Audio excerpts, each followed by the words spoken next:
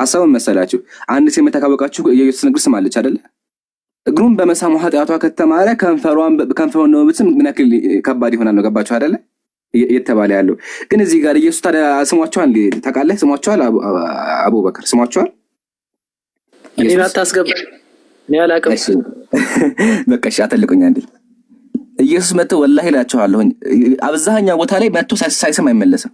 ወረበ እላችኋለሁ ሳይስም አይመለስም። አብዛኛው ጊዜ ላስቆጥራችሁ ምሳሌ መጽሐፍ ገለዘራ ወርቂውት ይሄ መጽሐፍ ኤቭሪ ፖይንት ላይ ሳይስም አይመለስም። በዚህ በአፕል አሳያችሁ እንደዚህ ይላል። ይህንንም ሲያደርጉ ጌታችን ከመንበሩ ከዙፋኑ ተነስቶ አፉን እግሩን መላ አካላቱን ሳመው አለ። ኢየሱስ ከዙፋኑ ተነስቶ ማደረገ የሰውየውን ሙሉ አካላቱን አስቡት። ከንፈሩን አፉን እግሩን መላ አካላቱን ሆዱን መቀመጫውን ሁሉ ነገር ሳመው ማለት ነው። ያቃል በቃ አስቡት። አምላክ ነው። አምላክ ሰማይ ላይ እንኳን ሆኖ ከዙፋኑ ወርዶ ምን አደረገ? የሰውን ሙሉ አካል ሳመ። ግን ይሰማል በሙሉ አካል የሚለው እዚህ ጋር ሁሉ አካል የሚለው ይሰማል። መላ አካል የሚለው መላ አካል ሲል ብልትም አለ መቀመጫም አለ። ያን ሁሉ ሳመው እያለ ያለው ኢየሱስ አስቡት። አንደኛ ይሄን ተመልከቱ። ይሄንን ካለ በኋላ ጌታችን አፉን 3 ጊዜ ሳመው። ሁለተኛ ቁጠሩ፣ ኮሜንት ላይ ቁጠሩልኝ። አፉን ሳመው። እዚህ ጋር ደግሞ ይሁት ጌታችን ኢየሱስ ክርስቶስ አፉን ሳመው 3። እሺ እቅፍ አድርጎ አፉን ሳመው 4። እሺ ከዚህ በኋላ ፍቅር አንድነቴ ካንተ ጋር ይሁን ብሎ ብራኬ ሰጠውና መፍቀሬ ስለሆነ አፉን ስሞት ጌታችን በክብር ወደ ምስጋና አረገ 5 አይደል 5። እሺ ከዚህ ጋር ደግሞ አፉን ስሙት ከጉልበታች ያለ 6 አያችኋል። በጣም ብዙ ያለ በጣም ብዙ እነዚህ መጸበሙ በከፍታቸው ኢየሱስ እየመጣ እየሳማቸው ነው የሚመለሱ ከንፈራቸውን እያንዳንዱ ብንመለከተው ወለሃታ ከመሳማ ያጠባቸዋል አስበዋል ያጠባቸዋል። ምን የሚያጠባቸው ካከ ደግሞ ሴቶችን ያጠባቸዋል። አሁን ምሳሌ ክርስቶስ ሰምራለች። ክርስቶስ እቺ ሴትዮ አለች ትልቅ ሴት ናት። ምን ያጋት ነበረ? ያስጠባት ነበረ። ጣቱን ያስጠባታል፣ ጎኑን ያስጠባታል። ተመልከቱ እንደዚህ ይላታል። ይው አሁንም ኃይለ ጽነ ሞገስ ሲሆን ዘንድ አውራ ጣቴን ጥቢ አላት። አይ አይደለ አውዙ ቢላህ ረወይኒ በጣም ይቅርታ ግን ቃል በቃል ነው። አዩታ ኮሜንት ላይ በቃ እንዳትለው እንጨርሰው በቃ። ይው አሁንም ኃይለ ጽነ ሞገስ ሲሆን ዘንድ አውራ ጣቴን ጥቢ አላት ብሎ አውራ ጣቱን አጠባት። እሺ ፈጽማ ጠገበች አለ። ጣቱን አጠባት እያወጣት ጣቱን ይሰጣታል። አንደኛ ደግሞ እዚህ ጋር ደግሞ ተመልከቱ። ጌታችን ኢየሱስ ክርስቶስ በእኔ በራሴ ፍቃድና በአባቴ ፍቃድ አይሁድ በዕለተ ዓርብ ገደሉኝ ካለ ተመልከት። የወጉን ጎኔ ጥቢ አላት። ጎኔን ጥቢልኝ አላት። ከዛ ያን ጊዜ ልጅ እናቱን ጡት እንደሚጠባ የጌታዋን የኢየሱስ ክርስቶስ ጎን ጠባችለት። አያችሁ አይደለ? ያን ጊዜ አለ ልጅ እናቱን ጡት እንደሚጠባ የጌታዋን የኢየሱስ ክርስቶስን በዕለተ ዓርብ የተወጋውን ጎኑን ጠባች ጎኑን ጠባችው። ከዛ ጌታ ቶማስ የወጋውን ጎኔን ጠባ፣ አንቺ ግን ጌታም ቶማስ የተወጋውን ጎኔን ዳሰሰ፣ አንቺ ግን ጠባሽ። እስኪ ከዳሰሰና ከጠባ የቱ ብልጫ እንዳለው ፍረጅ አላት። ባቢሎን የትኛው ይበልጣል? የነካው ሲጠባ የጠባ ራሱ ይጠቀም አይደለ? እንትና ቶማስ ነካለ፣ አንቺ ደግሞ ጠባሽ አላት። አንቺ ግን ጠባሽ አላት። እስኪ ከዳሰሰና ከጠባ የቱ ብልጫ እንዳለ? ብልጫው የትኛው ነው? እየጠባ ነው ነገራት ያጠባታል። ከሱም አልፎ ደግሞ የማርያም ጦታ ያጠባታል። ሴት ለሴት ያጠባቸዋል። ሴት ለሴት ክርስቶስ ሰማን ትልቅ ሴት ናት። እቺ ሴት ናት። ከሱም አልፎ ከማርያም ጋር ጠባታ። ተመከቱ። ዳግመኛም አለ እናታችን ክርስቶስ ሰምራ በቤተ ክርስቲያን ቆማ ሳለች ጌታችን ኢየሱስ ክርስቶስ ከድንግል ከማርያም ጋር ወደሷ መጣ።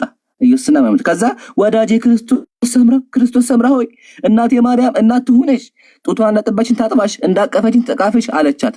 ከዛ ተመከት መጣች ማርያም።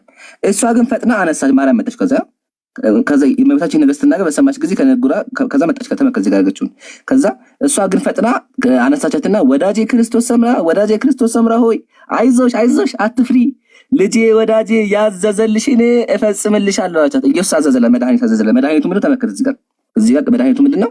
አንደኛ ጡት መጥባት፣ ሁለተኛ መታቀፍ፣ ሶስተኛ ደግሞ ከንፈር መሳም መድኃኒቱ። ከዛ የተዘዘለ ከዛ ያደረገችው ተመከት ማርያም መጣችና ያው እዚህ ጋር ከዛ ማርያም መጣችና ማናገች ይሄንን አለቻትና በእጇ ታቅፋ ሳመቻት፣ ጡቷንም አጠባቻት። ቢላህ አለይኩም ተመልከቱ። ሴት ናቸው። ማርያም ናት። ማርያምና ክርስቶስ ሰምራ ኢየሱስ ያጣባቸው ጡታቸውን ቃል በቃል ያው ሴት ናት። ይሄንንም አለቻትና በእጇ ታቅፋ ሳመቻት፣ ጡቷንም አጠባቻት። አያችሁ አይደል? ከዛ ወደ ሰማይ ያደረጉ አጥብተው ሲጨርሱ ወደ ሰማይ ያደረጉ። አስቡት። ኢየሱስ አለ እናቱን ከሰማይ ያስመጣጡት የሚያስጠባ ለሴቶች ሴት ለሴት የሚያጠባ ከንፈር የሚያሳስም ያው ሳመቻት ነው። ከንፈሯን ያሳመቻት ከንፈሯን አሳማት። ከዛ ደግሞ አስጠባት እና በጣም የሚያስጠላው እንግዲህ እንደዛት ኢየሱስ አለ ቢላህ አለይኩም። አያችሁ ሙስሊም ወንድሞች እንዴት ኢየሱስ እንደሚያንቋሽው እንደዛት ኢየሱስ ካለ ጭራ እንደው እስልምና እንኳን ባይኖር ይልከተራች ማምሩ አለኝ እኔ ለእናቱ ክብር የለው። እናቱን እንኳን የሚያከብር እናቱን ከሰማይ ያስመጣ የሚያጠባ አምላክ ሊባል ይችላል? ከአምላክ ጤነኛ ሰው ነው ራሱ ቢላህ አለይኩም አስቡት። እንኳን አምላክ ይቅርና እንኳን ነብይ ይቅርና ተራ ዱርዬ እንኳን ዱርዬ ጫጥቃሚ በቃ ሱሰኛ እንኳን ይሄን እኮ ያደረገው ሱስ ያለበት እንኳን አሁን በምድራችን ላይ እንደ እናቱ ክብር አለው። ሱሰኛ እንኳን ሄዶ ሴት ለሴት አያሳስንም፣ ጣቱን ያስጠባም ለወንድ። ግን ኢየሱስ ለወንድ ጣቱን ያስጠባ ቅድም እንዳሳየኋችሁና እንደዚህ አይነት ነገር በጣም ያስጠላል።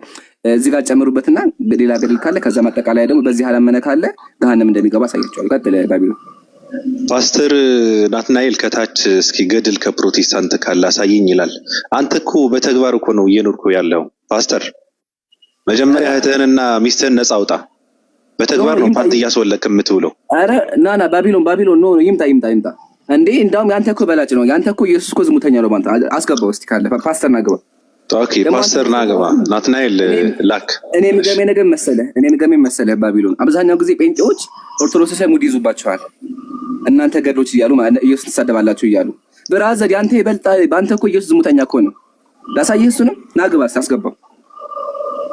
ኢየሱስ ክርስቶስ ዝሙተኛ የሚል አለ ቃል በቃል አሳይካለሁ። ቃል በቃል ዝሙተኛ ነው፣ ዝሙት ሰርቷል የሚል በቃ የ665 ሃይማኖት ተከታዮች አስቸኳይ ስብሰባ አለን ዛሬ። ናትናኤል ናግባ። አንድ ሰው ይወርድለት። እኔ እወርዳለሁ። ና ገስት ላክ ማን? እሺ ያውም ደግሞ 3 ጊዜ ዝሙት ይሰራ አሳይካለሁ። 3 ጊዜ ዝሙት ሰርቷል ምድር ላይ ያለ አስገባው። እኔ ልሰናበት በቃ ለዛሬ እንቅልፍ መጣ። ካንተ ቀድሞ የኔ እንቅልፍ መጣ ዛሬ። ያሲኒ እኮ በጣም ስለሰከርኩ በጣም ስለገረመኝ እኮ ነው ታውቃለህ። ገረመኝ የምር። እኔን ዛሬ አስለምልሞኛል። ቅድም ነበረ ሰሙ እያለ ነበረ ለወጣ የነበረው ያን ያክል እውቀትና ዳንኪራ እንትን ሲል አልቻልኩም። ችግር የለውም ተኛ። እኛም ዘግተን እንተኛለን። ችግር የለውም ተኛና ፓስተር አለ። ፓስተርን ፈረጣጣ በቃ ራሱን አጠፋ። ኧረ ይለያል። በጣም አደገኛ ሰው ነው። ይሄ የማን ስሪት ይመስልካል? የኡስታዝ ጳውሎስ። አይ ውጤቱ ስሪት ነው። አዎ በቀጥታ እንዲሁም በቀጥታ ያለቀቀብን እንትን እኮ የለም እኮ እሱ እኮ በቀጥታ ገርማል። ይመቸው። ባረከላሁ ፊክ ወንድሜ። ሰላም ብያለሁኝ። አዲስም ያው እንቅልፍ ወስዶታል። መልካም ጊዜ ይሆንላችሁ። ያስዬ እሺ ያወራ በሰማ ደስ ይለኝ ነበር። በቃ ከታችሁን ይሰማችኋል። ቀጥሉ። መጨረሻ ላይ ያወራል ሐዋርያ። የ65 ሃይማኖት ተከታዮች መጨረሻ ላይ እናወራበታለን። እሺ በቃ ታችሁን ያለ ፓስተርን ፈረጠጠ። በቃ ሂድበት ኢምራን፣ ዝም ብለህ ሂድበት። ፓስተርም ራሱን አጠፋ። አይ ፓስተር ደንግጧል። ተው በቃ ሰላም ገናችናል። ፓስተርን ተው በቃ ሲጀመር ገና ሰላም እየተዛገበች ሴት ናት። ተዋት። እሷ እንትን የለ ሃይማኖት የላት ምንም አትከተልም እሷ። ያው ተደፍራ ነው የወጣችው። ራሱ በቄስ ተደፍራ ነው ያመለጠችው። የምር ነው። አዎ የምር እውነት ነው ታሪኩ። ተደፍራ ማለት እንትን ደርሶባታል። ይሄ ብዙ እንትን አላለችም፣ ግን ይሄ ጥቃቱን ሊደርስባት ሰው ነው የደረሰላት። አልተነካም፣ ግን ያው በትግል ነው ያመለጠችው። አላህ ይጠብቅን። ከባድ ነው። ቅድም ያነበበው መጽሐፍ ግን እውነት ነው እንዴ? ሙሙ ይሰማል ምናምን ያለው ነገር አሁን የመጣሽው መጽሐፍ እየገነጣጠለ እኮ ነው ያሳየን። በጣም እንትን አለ፣ ብዙ ነገር ነው ያሳየን እኮ። አባ ማቲያስ ቤት ውስጥ የማታገኙ መጽሐፍት ነው ያለው። አንዴ ግን ኢምራን አሁን ኢየሱስ ዝም ሰርታ ትክክል ነበርና እኔ ጴንጤ ነኝ፣ በአስቸኳይ እንድታሳየኝ ፈልጋለሁ። ባሰብኩ አሁን አሳይካለሁኝ። የትኛው ጴንጤ ነኝ? ጴንጤቆስጥ አለ። ወሬና ቁምና ፕሮቴስታንት ነኝ። ፕሮቴስታንት ምን እንደሚቀበል ምን እንደሚያምን ታውቃለህ? ቀጥለው ምን እንደምንቀበል ምን እንደምናምን ታውቃለህ ብዬ አስባለሁ። ቅዱስ ብቻ አይ መጽሐፍ ብቻ እምነት የመሰረቱ ሰው የማሳይ ካን ያረጋው ቆይ ረጋበል ሶላሽ ከመጽሐፍ ቅዱስ ሊያሳየን ነው ተስፋዬ ሊያሳየን ቆይ ረጋበል። እሺ ቆይ አንዴ አሁን ጥያቄውን ጀምርልህና የጴንጤ ሙቭመንት የጀመረው ማን ነው? ፕሮቴስታንት የጀመረው ማን ነው? ሙቭመንት ላይ ጀመረ መልስ ሊዝም አጥብላ ያያችሁ ዝም ይላሉ ደግሞ ሲጠየቁ መልስ ፕሮቴስታንት የጀመረው ማን ነው? ጴንጤን የጀመረው ማን ነው? መልስልኝ። አቤት ጴንጤን የጀመረው ማን ነው? የጴንጤ ሙቭመንት የጀመረው የመሰረተላችሁ እምነታችሁን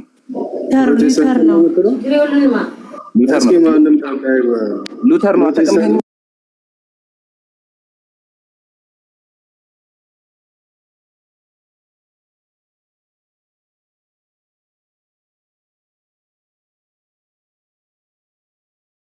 የእምነት ፕሪንሲፕል በቃ ይሄን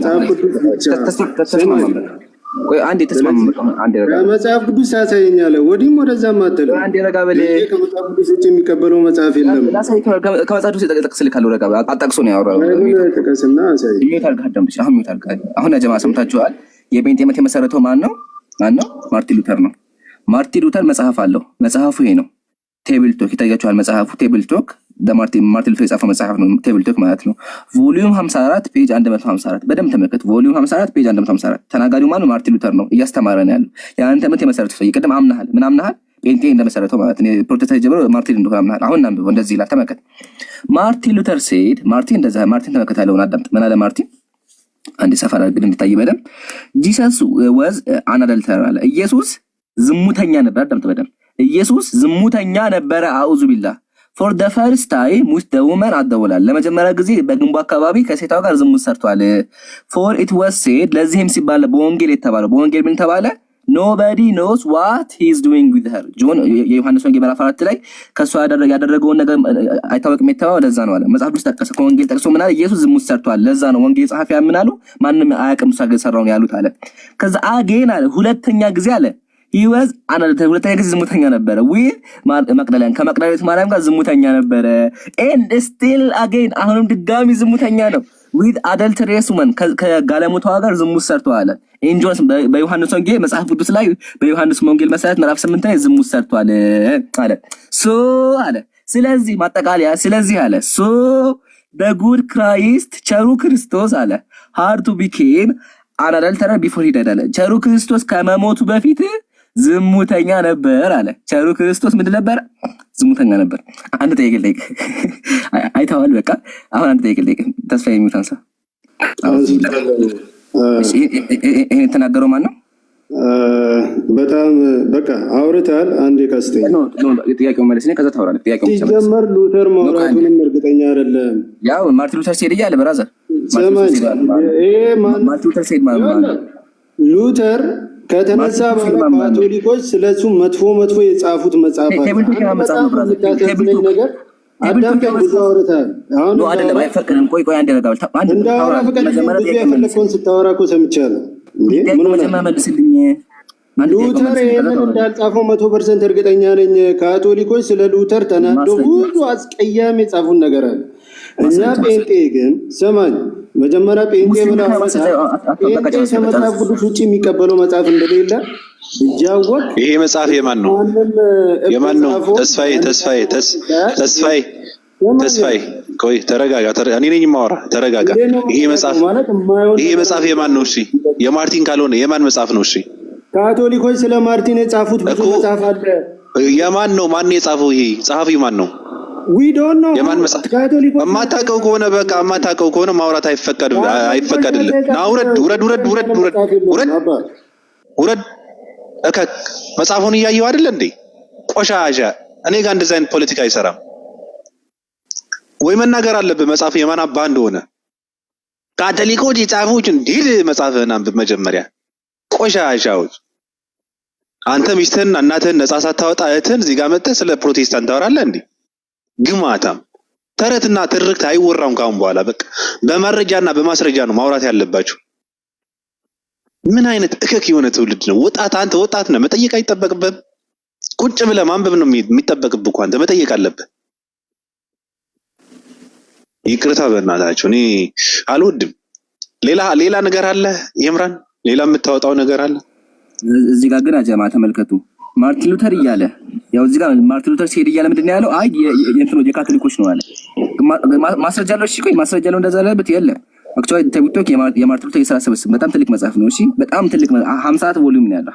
በጣም ትልቅ መጽሐፍ ነው እና ስራው ምንድነው? የማርቲን ሉተር ስብስብ ነው። እሺ መጽሐፉ የማርቲን ሉተር ንግግሮች የተሰበሰበ በመጽሐፍ ነው። ይሄን አልቀበለውም ካልክ በቃ ማርቲን ሉተር አትቀበለውም ማለት ነው። ኦኬ እናመሰግናለን። ግን እንዳያችሁ ሙስሊም ወንድሞቼ ጴንጤዎች ላይ ራሱ ኢየሱስን ይሳደባሉ። ያውም ደግሞ ቸሩ ክርስቶስ ብለው ሰው ቃል በቃል ቃል በቃል ፔጁ ራሱ መጽሐፉ ነው። ፔጁ 54 ላይ ምንድን ነው የሚለው? ስለዚህ አለ the good Christ ቸሩ ክርስቶስ hard to became an adulterer before he died ከመሞቱ በፊት ዝሙተኛ ነበር አለ። ኢየሱስ ከመሞቱ በፊት ወደ ሰማይ ከማድረጉ በፊት ዝሙተኛ ነበረ። ማስረጃ ደግሞ ወንጌል አለ። ማስረጃ ከመጽሐፍ ቅዱስ ነው። ማስረጃ ከመጽሐፍ ቅዱስ ዮሐንስ ወንጌል ምዕራፍ 4 ላይ ታሪኩ አለ ማርቲን ሉተር። ስለዚህ በጴንጤዎችም ብትሄዱ የጴንጤ እምነት የመሰረተ ዋናቸው የመሰረተላቸው ብሎ ይናገራል። ኢየሱስ ከሴቶች ጋር ዝሙት ይሰራ ነበር። ከዝሙተኛ ከጋለሞታ ጋር ብሎ ይናገራል። ጨርሻለሁ። ጨረስ ወይስ ጨምረው ነገር የለም? እኛ እናልቃለን እንጂ መጽሐፍ እኮ አያልቅም። ወላሂ አያልቅም። የምር እየቀለድኩ ወላሂ እየቀለድኩ አሁን እዚህ ጋር ላሳያችሁ ማለት ነው። እኔ እንኳን ብቻ የማውቀው አይበቃም ሰዓቱ፣ ወረበል አይበቃም ሰዓቱ። ለምን እያንዳንዱ ገጽ ላይ ጉድ እኮ ነው ያለው ብራዘር። እያንዳንዱ ገጽ ላይ ጉድ የምታገኘው ከአንድ መጽሐፍ ብቻ የሚወጣው ላሳይ። ከአንድ መጽሐፍ ብቻ ቆይ ላሳያችሁ። ከአንድ መጽሐፍ ብቻ ምሳሌ ይሄ መጽሐፍ ይዩት። አሁን ይሄ መጽሐፍ ገድለ ክርስቶስ ሰምራ ከዚህ ብቻ የወጣው ነው። ይታያል እዚህ ጋር የወጣው ይታያል እዚህ ጋር የወጣው ይሄ በሙሉ ጉድ ነው። በምልክት አድርጌበት እያንዳንዱ ላይ ማለት ነው። ምሳሌ ይሄ መጽሐፍ ይሄ የሚያክል መጽሐፍ ይሄ መጽሐፍ የወጣው ጉድ ይሄው ገና አሁን እዚህ ጋር ያለው ወረ እንትኖች ጉድ ናቸውና ግን ገና ግማሽ አልደረስኩም። ወላሂ ግማሽ አልደረስኩም። ከመጀመሪያ ገጽ ብቻ ነው ይሄው ላይ ወጣው። ታሳይ ካላመንከኝ ራሱ ያየው አይደለ መጽሐፉ ምን እንደሚያክል ይሄው መጽሐፉ ያየው ምን እንደሚያክል እኔ ከላይ ካለችው ብቻ ከዚህ ከላይ ካረኩ ብቻ ነው ይሄው ላይ ጉድ ወጣው። ከላይ ካረኩ ብቻ ያየው አይደለ ምሳሌ እዚህ መጽሐፍ ላይ ኢየሱስ እስከ 30 ዓመት ጡት ይጠባ ነበር። ታውቃለህ? እስከ 30 ዓመት ጡት ይጠባ ነበር። ያሳይ እንዴ ያው ቃል በቃል እንደዛ ይላል። ያው መጽሐፍ ሃይማኖት ዮሐንስ ላይ ተመልከት ምን እንደሚል የለቱ ነገር ሰው ሊያቆል ሊናገሩ አይችልም። የአካል ዕድገት ፍጻሜ እስከሚሆንበት ዘመን 30 ዓመት ድረስ ጡት ጠብቶ 30 ዓመት ድረስ ጡት ጠብቶ በጥቂት ጠብቶ በስጋ በየጥቂት ማደግን ወደደ። በስራ ሁሉ መሰለን ያለ ዘር ቤት የነሳውን ስጋ ከኛ ጋር በተዋህዶ አጸና ያ ይናገር። ያው 30 ዓመት ድረስ የማርያም ጡት ጠብ ባይል ኢየሱስ 30 ዓመቱ ድረስ ያው አያ ጨርሻለሁ። ተመልካቾቻችን አሁን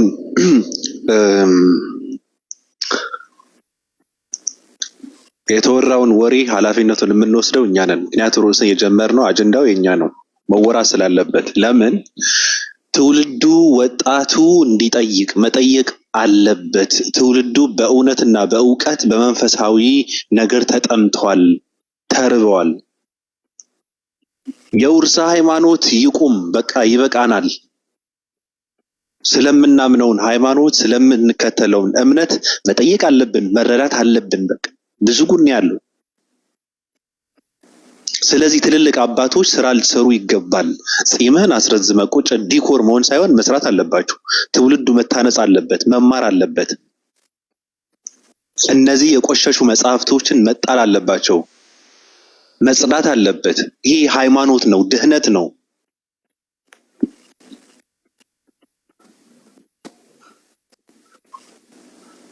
ስለዚህ ወጣቱ ጠይቅ፣ የምትከተለውን የምታምንበትን ሃይማኖት የምታምነውን ሃይማኖት መጠየቅ አለብህ፣ መረዳት አለብህ፣ ማወቅ አለብህ።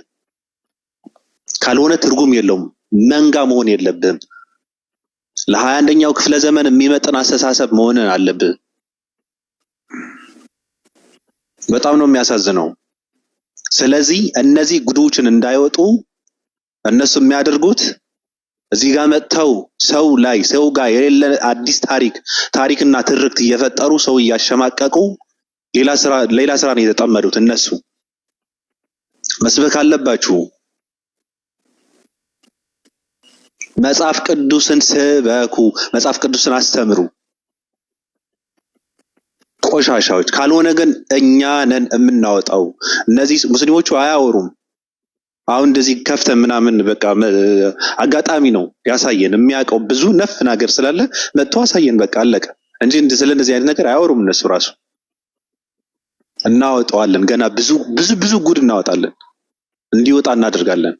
ወይ እናንተ ስራችሁን መስራት አለባችሁ። ከብሽሽቅ፣ ከውሸት፣ ከተረት፣ ከትርክ፣ ከጥላቻ ወጣችሁ ስለ ራሳችሁ ሃይማኖት መስበክ ያለባችሁ ማህበረሰብ ጋዎች። ያሳዝናል። በጣም ነው የሚያሳዝነው። ኢምሩ ለምንድን ነው ሰው የምታስገቡት? እኔ ሰው ካስወጣው ማስገባት የለባቸውም እኮ። ተስፋዬ ለምን ገባ? ቆይ ፖለቲካ ባሰራ ጥሩ ነው። እኔ ከኢምራን ጋር ነው ያው ውረድ ኢምሩ ያላለቀው ኢምሩ ያለ አንድ ላውራ ኢምሩ ከየት ይችላል?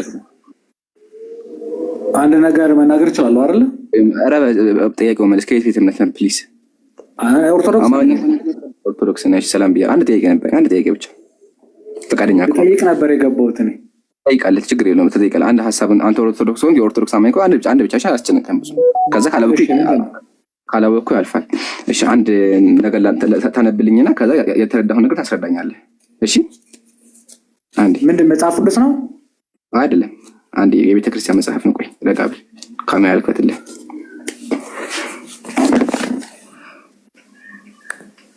መጽሐፉ ይጠይቃል። ምን አልከኝ? መጽሐፉ አሁን የከፈኩት ይጠይቃል። መጽሐፈ አክሲማሮስ ነው የሚለው። ታውቀዋለህ? መጽሐፍ አክሲማሮስ ታውቀዋለህ? አላውቀውም።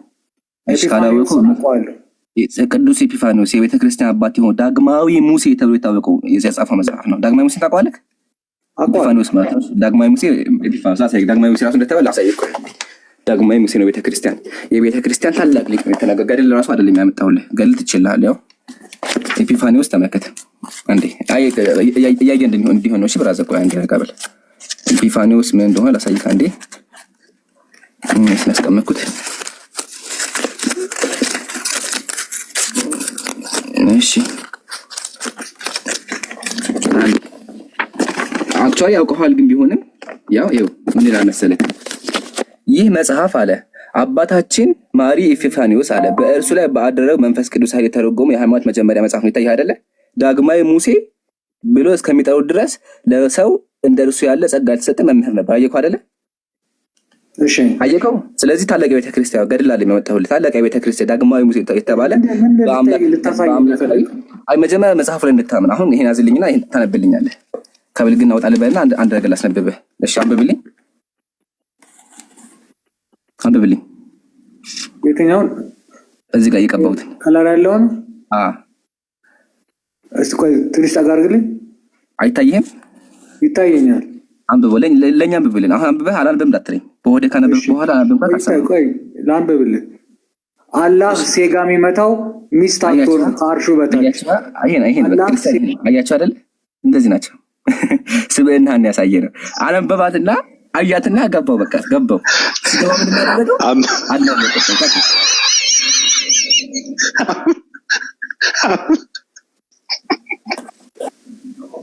እነዚህ ናቸው እንግዲህ በደንብ ያያቸው። በቃ እንትን ናቸው፣ በስድብ ነው የሚያምኑት። እኔ እንግዲህ አልተሰደው መጽሐፍ ነው የከፈኩት። አሁን አላህን ስለተሰደበ በቃ ሙስሊሞች ተሸነፍን ብለው አስበው ነው። በጣም ያሳዝናል። አእምሯቸው ራሱ በጣም ያሳዝናል። አያችኋል? ለአምላካቸው ክብር የለውም። ግን ባይዘዊ ማለት ለአምላኩ ክብር ያለው አይሳደብም። ለምን የሚሳደብ ከሆነ አምላኩ እንደሚሰደበት ያውቃል። ግን አይተዋል። ግን ባቢሎን መጀመሪያ አንበብ ስለውቁ አይተዋል አይደል? ባቢሎን ያነብ ነበር እኮ ወረበል ያነብ ነበር። አይተዋል? ያነብ ሲል አያት በቃ እዚህ ጋር አያት የሆነ ነገር ተመለከተ። ከዛ ምን አለ? አንተ አለና አላህ ብሎ ቀጠለ። ምንድን ነው የሚለው? ቀደም በመ ሴትና ወንድ እግዚአብሔር አለ እግዚአብሔር ፍጥረታትን ሲፈጥር አለ እነዚህን ውሆች ሴትና ወንድ አድርጎ ፈጠራቸው። ውሃ ሲፈጠር ሴትና ወንድ ነው። ውሃ ጾታ አለው። ከምድር በታች ያለች ውሃ ሴት ናት፣ ከጠፈር በላይ ያለ ውሃ ወንድ ነው ይላል። ውሃ ጾታ አለው። ይደራረጋሉ ማለት ነው። እሱ ሌላ ጊዜ ሰርፕራይዝ ነው። አሁን ቆይ የትኛው ውሃ የምጠጣው አንተ? የትኛው ውሃ የምጠጣው? ከመሬት በላይ ያለው ከመሬት በታች ያለው ነው የምጠጣው። ሴቷ ነች። አንተ የምጠጣው ሴት ነው የምጠጣው። ሴት ውሃ የምጠጣው ሴት ውሃ። አውዙ ቢላ። ከዛ የዝናብ ውሃ ደግሞ ወንድ ውሃ ነው። ከላይ ደግሞ ከዝናብ ከመጣ ደግሞ ወንድ ውሃ ነው ማለት ነው። ወንዱ ሃይመቸው ካለ ጠጡ፣ ሴቶች ወንድ ጠጡ፣ ወንዶች ደግሞ ሴት እንጠጣለን። እንደዛ ይሻላል፣ ፌር እንዲሁም ማለት ነው። አያችኋ? ይሄን እንግዲህ የቤተክርስቲያን መጽሐፍ ነው። መንፈስ ቅዱስ የተቀደመ ሳይቻቸው የተናገረው ማለት መንፈስ ቅዱስ ነው። ዳግማዊ ሙሴ የመጽሐፍ ቅዱስ ጸሐፊ የሆነ ሙሴ የእሱ ሁለተኛ ተብሎ የሚታመን አባት ነው። ገድል ራሱ አይደለም። አመሰግናለሁ። ግን በቃ በዛው ሙስሊም ወንድሞች ክርስቲያኖችን ስብዕናቸውን ተመልክቱ። ቀጥል በይ። ምንም ኢምሪ እኛ አላማ አለን። የሚገርምህ ነገርና መንጋው ይበተናል፣ እውቀት ይወርሳል። እውቀት ቆሞ ሲሄድ ሲራመድ ማየት እንፈልጋለን። የሃይማኖት አባቶች ወደ ልባቸው እንዲመለሱ እንፈልጋለን። ትውልዱ እንዲጠይቅ እንፈልጋለን። ወደድክም ጠላህም አንገትህን ተረግጠ መጽሐፍ ቅዱስ ታነባታለህ። ይሄን ነገር ታነባዋለህ። ይሄ እንዳይወጣና ይሄን ለመደበቅ የምትሄዱትን ርቀት አይሰራም። ትመለሳለህ። ስለ ራስህ ነው ማውራት ያለብህ። እንቆይ ሰምታችኋል። በተረትና በትርክት የሚነዳ መንጋ ትውልድ ደግሞ ይፈርሳል። ያልገባውን ነገር ይጠይቃል፣ የማያውቀውን ነገር ያውቃል። ውሸት አንከተልም። ተረትና ትርክት ይበቃል። በመመሰጥ ነው ሃይማኖት ማመንና መከተል ያለብህ የሚባለውን የወደቀ አመለካከት ካሁን በኋላ ይቀራል። በቃ ትውልዱ ሊገባው ይገባል። ትልልቅ ጥያቄዎች አሉ። ይሄ እኮ በጣም የቆሸሸ ነገር ነው። ይሄማ መጥፋት አለበት ብለን ነው የምንሰራው። ይሄ ቆሸሸ ታሪክ መጥፋት አለበት ብለን ነው የምንሰራው። እናንተ ግን ማስረዳት ያለባችሁ ካሁን በኋላ ራሱ ስለ ስላሴ የሚባለውን ነገር ታስረዳለህ። ህዝቡና ወጣቱ ካልገባው ይተወዋል። ምንም ትርጉም የለውም። የክርስቶስን ማንነት በመጽሐፍ ቅዱስ ዙሪያ መወራት አለበት። በቃ በየክፍለ ዘመኑ የተደረጉ ጉባኤዎች የሰው ልጅ ህግና ስርዓትን አጽድቆ የአምላክን ማንነት ለኔ ቀርጾ ሊሰጠኝ አይችልም። እኔ ሰው ነኝ፣ አይምሮ አለኝ። የሰው ልጅ አምላኩ በራሱ አምሳል ቀርጾ ሰው ለሰጠኝ ማንነት እኔ አልቀበለውም፣ አያስፈልግም። ራሱ የሰው ልጅ ራሱ በሰው ልጅ አምሳል እግዚአብሔርን ፈጥሮ እግዚአብሔር እኔን ይመስላል ብሎ የተማርኩትን እኔ አልቀበለውም። ወጣቱም መቀበል የለበትም። ምክንያቱ የአምላክ ሐሳብ አይደለም። የትልቁና ኃያሉ አምላክ የረቂቁ አምላክ የሚገልጽ ማንነት አይደለም። ይሄ የሰው ልጅ ትርክት ነው፣ ትርጉም የለውም። ውስጣችን ሊገባ አልቻለም። ዋጦት። ስለዚህ ነገር ማብራራት አለባችሁ። ጥያቄ ነው፣ መልሱት። እንደነዚህ አይነት ያሉ የወረዱ የቆሸሹ መጽሐፍት ደግሞ መስራት አለባቸው፣ መጥፋት አለባቸው። አያስፈልግም። ወደድክም ጠላህም ትጠየቃለህ፣ ትመልሳለህ። መንጋነት ይፈርሳል። የውርስ ሃይማኖት የሚባለው ካሁን በኋላ አይሰራም። በጣም ነው የሚያሳዝነው። ይሄ እንዳይወጣ ነው ብዙ ርቀት የሚሄዱት እነሱ። ይሄ እንዳይጋለጥ ነው ብዙ ነገር የሚያደርጉት። ይሄ እንዳይነበብ ነው ሰዎች ጋር ሂደው እነንትና እንደዚህ ናቸው እያሉ ትውልዱን ያሰሩት፣ መንጋና እንስሳ ያደረጉት። ይሄ ነገር እንዳይወጣ እንዳይጋለጥ ነው። ሌላ ምንም ዓላማ የላቸውም። ትልልቅ አባቶች የሚባሉት ከፊት ለፊት ዲኮሩ ነው ቁጭ ያሉት። ተው ማይሉ ራሱ ይሄ እንዳለ ስለሚያውቁ ወደዚህ እንዳይመጣ ነው። እንመጣለን፣ እናፈርሰዋለን፣ እንጠርገዋለን። አንተም ትፈርሳለህ። ሃይማኖት ነው፣ ድህነት ነው። እኔ እንዳልሰክር ቅድስት ይሁዲት ጉዲት አለሽ፣ ሂጅበት። አመሰግናለሁ። ሰላም፣ እንዴት ናችሁ? አለን። ሄርሲቲን አንስቼው ነው ለእኔ መሰለኛ ድሬ የተሰጠኝ ወይስ እንዳልዘባ? አንቺ ነሽ። ለአንቺ ነው ቅድስት። አመሰግናለሁ። ኮሜንተሮች ሁላችሁንም ሰላም ብያለሁ። ብዙ የምለው ነገር የለኝም እውነት ለመናገር ግን ምንድነው ከቅድም ጀምሮ ከታችሁኝ እያዳመጥኩኝ ነበረ እና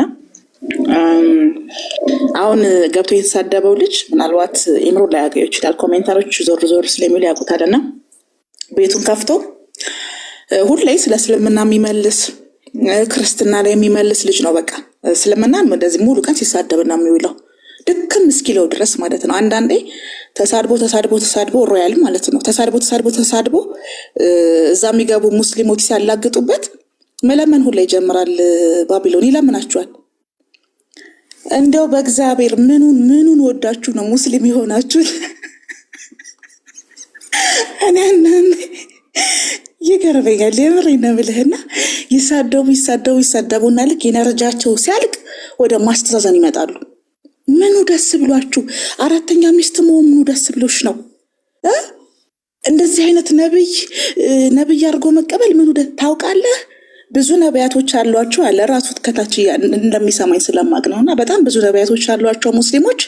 ግን ኢሳንን ብትናገር፣ ሙሴን የምትናገርባቸው፣ ዳውድን የምትናገርባቸው ምንም አይመስላቸው። ነብዩ መሐመድ ሲነካ ግን ያብዳሉ ሲል ነው የሚውለው። እና ልክ አሁን ኢምራን ፔጁን ሲከፍትበት የመለሰው መልስ ኦፍኮርስ ካራክተሩ ነው። እና እንደዚህ ነው ድንገት ሲመጡ አስተናግዷቸው እንግዲህ። ምክንያቱም ውሻ በቤቱም ጌታ ነው። ምንም ማድረግ አይቻልም። ቤታቸው አያስወሩም፣ ቤታቸው አያስገቡም። እንዲህ ግን በሰው ቤትም አግኝተህ በክብር ስትጠይቃቸው ያላቸውን ነው የሚሰጡት። ስለዚህ ሲሳደቡ እንደ ሞክ ማድረግ ምናምን ሲጀምሩ ካራክተራቸው ስለሆነ አይሰማችሁ ማለት ነው የምወደውና በጣም ደስ ብሎኛል። እዚህ መተህ ስለተጨመክ ወይኔ ጉዴ እያልኩ ነበረ። ሚዩት አድርጌ ለምን ብዙ ቀን ሜንሽን አድርጌ ጽፌለት ነበረ። ለምን ከሙስሊሞች ጋር ትወያዩ? ምክንያቱም ገስቱ ላይ 7 ክርስቲያን 1 ሙስሊም እሱ 8ኛ ሆኖ ነው የሚያወራው ሁሌ። በዛ ላይ የሚያስገባው መርጦ ነው። ምን ያደርጋል? ቼክ ያደረግና አካውንታቸውን ትንሽ ፎሎወር ያላቸው ለቲክታክ አዲስ ሲሆኑ ኮምፓራቲቭ ላይ የማይችሉ ሰዎችን ነው ሮያል እና የእሱ አይነቶች ሙስሊሞችን ንጽጽር የሚያስደርጓቸው። የሚገርም ነገር የሚታወቁ ሰዎችን አይጋብዙም። ብሎክ ወይ ሚዩት ነው የሚያደርጉት። ምክንያቱም በዛ ካራክተር ነው የበላይነት የሚያገኙት። ለዚህ ነው ሁሌ ሙስሊሞች ጥሪ ሲያደርጉላቸው አይገኙም። አጋጣሚ ሆኖ ደግሞ ጥሪም ከተቀበሉ መስፈርታቸው የውጫሌ ውል በለው በጣም ረጅምና የተወሳሰበ ነው። ይሄ ከውስጣቸው ከፍርሃት የሚመነጭ ነው። እሱን ደግሞ ከአባታቸው የወሰዱት ነው። አይተናል። እንግዲህ ሆነ ማድረግ አንችልም። እኔ ዛሬ በጣም ደስ ብሎኛል። ኢምሩዬ ገርፈ ስላባረርክልኝ አረሰው። ምክንያቱም 5 ሰዎች ነው የገረፈው። የሚገርምሽ ነገር 5 ናቸው። እየቆጠርኩ ነበረ። ይሄኛው ላይ ለምን ፎከስ እንዳደረግ ታውቃለህ? በቃ ኮሜንተሮች ያውቁታል። እርግጥ በየቤቱ ኢቭን አይተኛም። እኔ አንዳንዴ ኢሮፕ ነው እንደሚኖረው ይሄ ልጅ ብዬ በኢሮፕም በኢትዮጵያ ማታ አለ አይተኛም ልጁ። አንድ ነገር እንኳን ሳታቅ ጊዜ በመባከኑ እኔ በጣም አዝናለሁ። ካለ ተመልሼ ያስገባለሁ ላክ ገስትና እንደገና ትማራለህ ማለት ነውና አመሰግናለሁ። ከዛ በፊት ነበር ቀጥል ኢምራን። አይ በቃ አንድ ክርስቲያን ካላስገባለች አንድ ክርስቲያን ካላስገቡ ግን ሐሳቡን እንገራችሁ እስካሁን ሐሳብ ማለት ነው። ምን መሰላችሁ ሙስሊም ወንድሞቼ እንዲሁም ክርስቲያን ወገኖቻችን ቤተክርስቲያን ላይ መጽሐፍ ቅዱስ አይነበብም። የሚነበበው እንደዚህ አይደለም። ምሳሌ አንድ ቄሱ ይወጣና ይላችኋል አንድ ሴትዮ መንገድ ላይ እየሄደች ይላችኋል ታቦቱ አለፈ ይላል። ከዛ እልል ይላሉ ሰዎች። እልል ሲሉ ታቦቱ ሲያልፍ ሴትዬ ተቀመጠች አልተነሳች። ታቦቱ ሲያልፍ ከዛ እግዚአብሔር ማህፀኗን ደፈነው ተረገመች ይላሉ። እልል ይላሉ። ከዛ በኋላ አንዷ ሴት ደግሞ ማህፀኗ አትወልድም ነበር። ከዛ ስቆም ታቦቱ ሆዷን ከፈተላት ይሏቸዋል። እንደዚህ አይነት ነገር የሚወራው ቤተክርስቲያን ላይ ሄደው ይሰግዳሉ። በቃ አለቀ። ሌላ ነገር የለም። ጠዋት ይነሳሉ ሄደው የሚባለውን ነገር በግዕዝኛው ግዕዙን አይችሉ አዳምጠው ይመለሳሉ። ግን ግዕዙ ራሱ ቢችሉ ይደነግጣሉ። ግዕዙን እንኳን ቢችሉና ፕሊዝ ክርስቲያን ወገኖች ምን መሰላችሁ አሁን የማንበብ ጊዜ ነው። ኦኬ እኛ የምንላችሁ እናንተ ለማበሻገጥ ወይም ደግሞ እናንተን መጽሐፉ ስሜታዊ ያደርጋል። ወረበል እኔ በእናንተ በጣም ስሜታዊ ይሆናል። ለምን? በጣም ስድብ ነው መጽሐፉ። ኢየሱስ የተሳደበ ነው ያለው። ስለዚህ ማድረግ ያለባችሁ መጽሐፋችሁን አንብቡ። ከዛ ካነበባችሁ ወስኑ። አእምሮ አላችሁ እኮ ፈጣሪ አእምሮ የሰጣችሁ ሰው ልትከተሉ ሳይሆን እንድታስቡበት ነው። ሰው አትከተሉ። አሁን ችግሩ ምንድነው? ቤተክርስቲያን እንደዚህ ይላሉ የሚለው ችግር ነው። ቤተክርስቲያን እርሱትና መጽሐፋችሁን በራሳችሁ አእምሮ ውስጥ አንብቡት ፕሊስ። እባካችሁ ካላችሁበት እንቅልፍ ንቁ። ጥሪያችንኛ አንብቡ ተለወጡ ነው። ቁርአን ምንድነው የሚለው? ፈዕለም አነሁ ላኢላሃ ኢላላህ አለ። ከአላህ ውጭ የሚመለክ አምላክ እንደሌለ እወቁ ነው ያለው። ማወቅ ነው። ስለዚህ እባካችሁ አእምሯችሁን ነጻ አድርጉና መርምሩ። ከዛ በኋላ እውነቱ ወስኑ ማለት ነው። በእስልምና ኢየሱስ አለይሂ ሰላም የተከበረ የምንወደው ምርጡ ነብያችን ነው። ያላህ ሰላም በሳቸው ላይ ይሁን። እናከብራቸው፣ እንወዳቸዋለን። ማርያም ቁርአን ላይ ወኡሙሁ ሲዲቅ አለ። እናቱ ጻድቅ ናት አለ ቁርአን ላይ። የተከበሩ ናቸው። ግን በመጽሐፋችሁ ከመጣ እንዳሳየኋችሁ ኢየሱስ ወንድ ይስማል፣ ጣቱን ያስጠባል፣ የባለጌ ነገር ያደርጋል። ማርያም ደግሞ እንደዛው ለሴት ጧን ታስጠባለች። እና እባካችሁ ይሄ ነቢያትን ማንቋሸሽ ነው። የተከበሩ ሰዎች ማንቋሸሽ ነው። የምትወዳቸው አሁን እዚህ ጋር ያለ ክርስቲያን ማርያምን የምትወድ ከሆነ ከዚህ መጽሐፍ ራስህን አድን። ለምን? ይሄ መጽሐፍ ማርያምን እየተሳደበ ነው ያለው። አንተ እውነት ማርያም የምትወዳ ከሆነ እባክህን ከዚህ መጽሐፍ ግሬስ አይደል በአቅም። ለምን? ይሄ መጽሐፍ ማርያም ለሴት ጡቷን ታጠባለች እያለ ነው ያለው። አየህ አይደለ? ስለዚህ ባካችሁ ካላችሁበት ጨለማ አውጡና ወደ ቀጥተኛው መንገድ ነው ጥሪያችን። ምንም ክርክርም አይደለም። እስካሁን ተቀምጬ ባይዘው የምሰራ ሰው አልበላው እንደዚህ ማዋችሁ ጥቅሙ ምንድነው? በቃ ያላችሁበት ጨለማ እንዲገባችሁ ቀላል ነገር አይደለም። ባይዘው ይሄ የሚነበበው ነገር በጣም ብዙ ክርስቲያኖች ጥያቄ ይፈጥራል። በውስጥ ይመጣሉ። በጣም ስራው ይቀጥላል ኢንሻአላህ። ከዚህ በኋላም ይነበባል። ባይዘው እኔ ቪዲዮ ሰራበታለሁ እኮ ቪዲዮ አልፋልፎ ሰራበታለሁ። በደንብ መታየት ያለበት ጉድ ነው። ሰው ማወቅ አለበት። እና እንቀጥላለን። ግን እናንተ ደግሞ ብሽሽቅ ሳይሆን ራሳችሁን ያጻርጋችሁ እውነቱን ለማወቅ ትጉላለሁኝ። ባቢሎን ስም እንደዛ የሚሉ አይደለ? ግን ዛሬ ኧረ ያብ እንትና ተመቸኝ በጣም እንደውም ቴንክ ዩ እኛ ምን አመሰግናለሁ። እስካሁን ቤት ከፍተህ ስላስቆየህ ምናምን እንድናወራ ደስ ስለሰጠኝ በጣም አመሰግናለሁ። ቤት ደስ ይላል። ምን እናድርግ ታዲያ? ብንሄድ ይሻላል አለ እኮ ልጁ። ማለት የምትፈልገው ካለ በል ሂድበት። እኔ እንትን የለኝም፣ ችግር የለውም። ትውልዱ ራሱ እንዲያገኝ ነው የምፈልገው። እኔ እንዲጠይቅ ነው የምፈልገው። መንጋነት ይፈርሳል። በቃ የሃይማኖት አባቶች መከበር እንጂ መፈራት የለባቸውም። ከአሁን በኋላ በቃ መከበር ያለባቸውም በእድሜያቸው ነው። አለቀ። አበላሽተውታል፣ ትውልድ አጥፍተውታል። ሰላም አለይኩም መሲ ወአለይኩም ሰላም የጳውሎስ ፋሚሊ እንደዛ ልጁን በቃ ነክተሹ ሄደሽ አንቺ ከወጣሽ ጀምሮ ልጁ አላረፈም እኮ በቃ ወረደብን። ምን ይሻለዋል?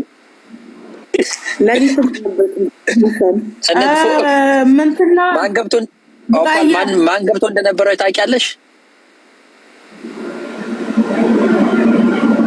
ቀጥሉ ቡቃያ ለሊትም ጠብቅ መሲ ነካቻቸው አይድኑም ብዬ ነው ማለት ድምጽ አይሰማ። እኔማ እኮ ያልፈነዳ